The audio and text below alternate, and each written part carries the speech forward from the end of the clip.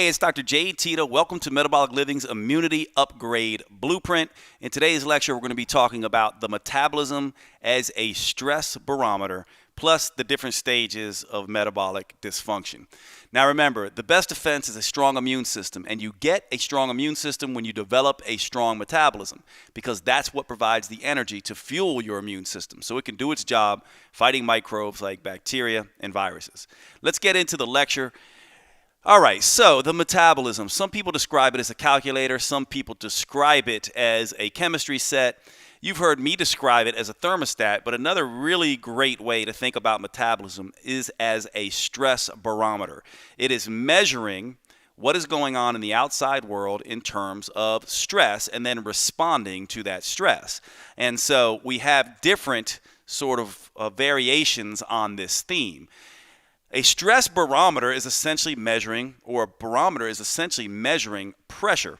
And the metabolism's job is to bring you back to homeostasis, which is just a fancy scientific term for bringing you back to balance. And so as the pressure begins to build, the metabolism will begin to respond and try to get you back to balance.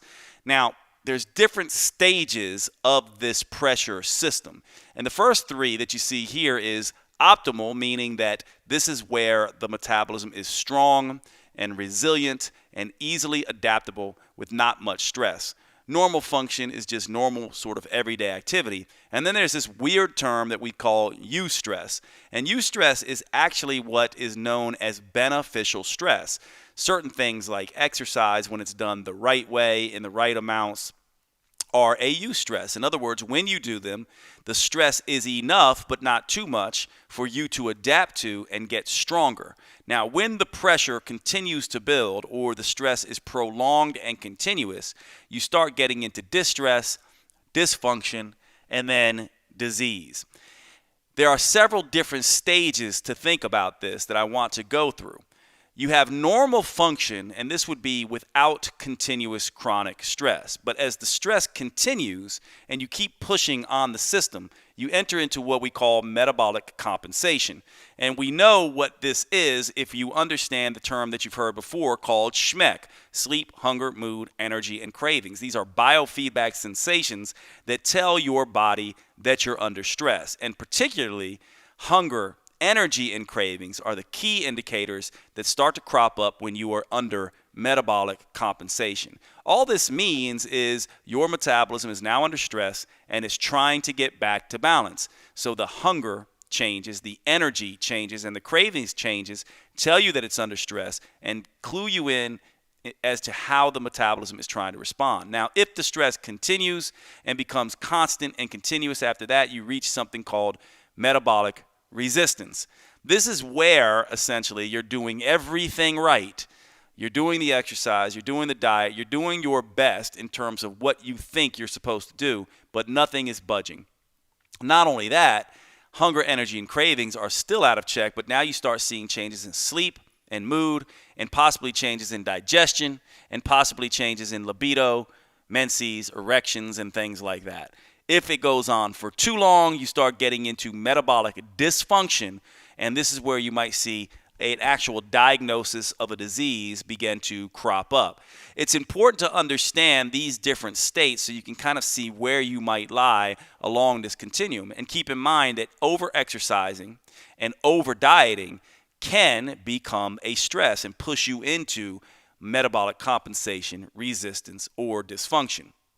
Now, hunger, energy, and cravings typically crop up, those issues, with compensation: sleep, mood, exercise recovery, exercise performance, digestion, menses, libido, erections. These things typically crop up once you move into metabolic resistance.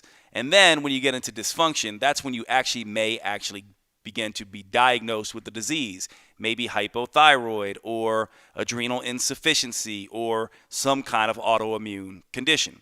Now, we've learned these different metabolic toggles previously, where you can either eat more and exercise less, or eat less and exercise more, the couch potato versus the dieter.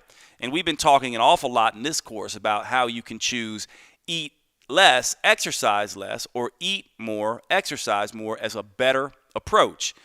I want you to understand when these become appropriate based on the stage of metabolic dysfunction. So when we're in compensation, all this means is the metabolism has adapted, it's changed, it's reacted.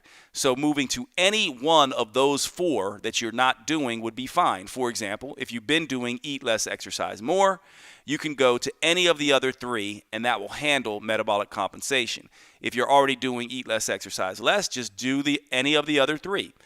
Some of the best moves to do here is to move into eat less, exercise less, or eat more, exercise more, because these are less stressful on the system.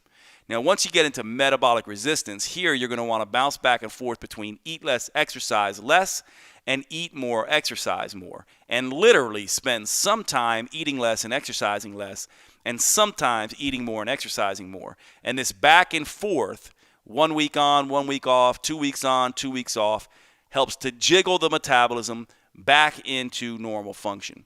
Once you get into metabolic dysfunction, the only approach that's going to work at this point is the eat less, exercise less approach. This is where you're going to have to cut out all the exercise, reduce your calorie intake for a time, do lots of woo-saw sort of relaxing activities, and take it easy for a bit.